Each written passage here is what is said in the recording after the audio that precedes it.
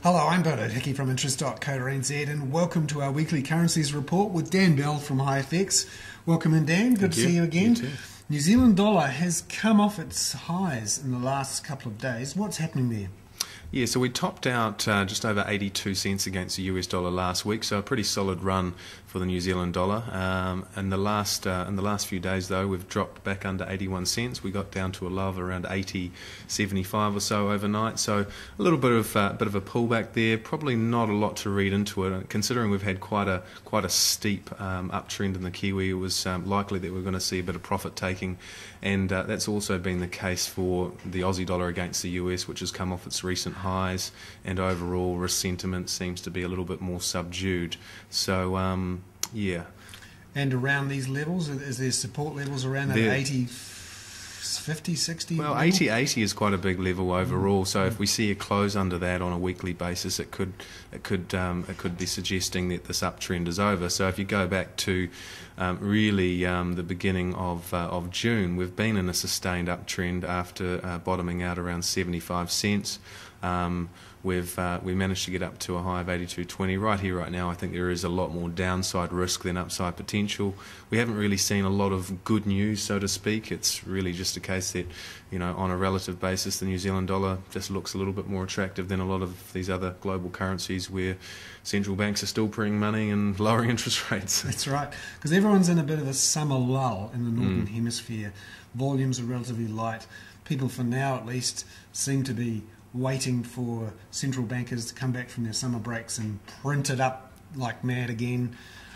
Do you think there's the sort of risk of a big surge in activity or any big moves once they do get back in early September?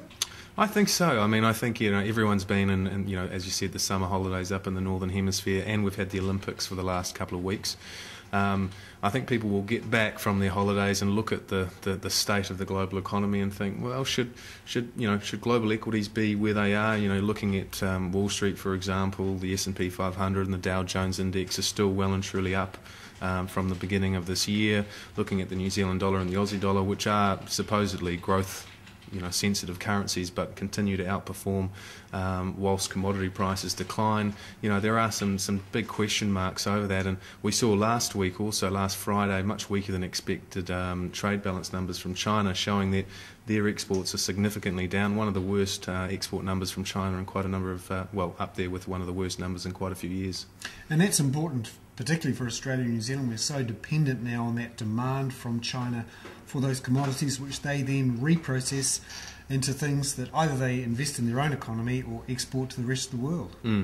Yeah, that's right. And I mean, if there's no demand, if there's no global demand, China can't export. And as we know, there's a recession in Europe. We get GDP numbers from Europe tonight. That's for the combined region. Those are expected to show that the Euro region is in a recession, a technical recession.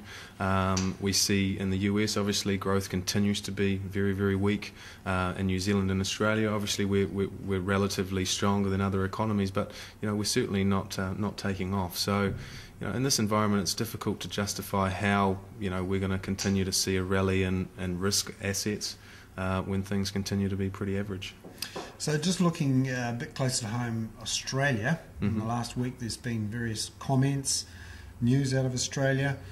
The Australian dollar has been strong like the New Zealand dollar. What's the latest news, the feeling about what's happening in Australia? Yeah, so we had the Reserve Bank of Australia's monetary policy minutes last Friday.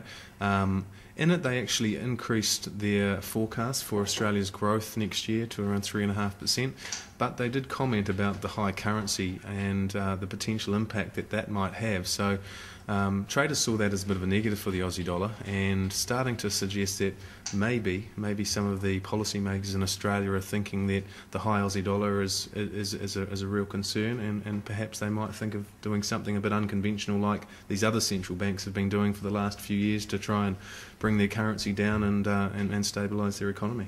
Yeah, all bets seem to be off on orthodox policies these days. Everyone's got a googly in their arsenal. There we have it. Dan Bell, thank you very much. Another weekly currencies report there, never a dull moment, on interest.co.nz.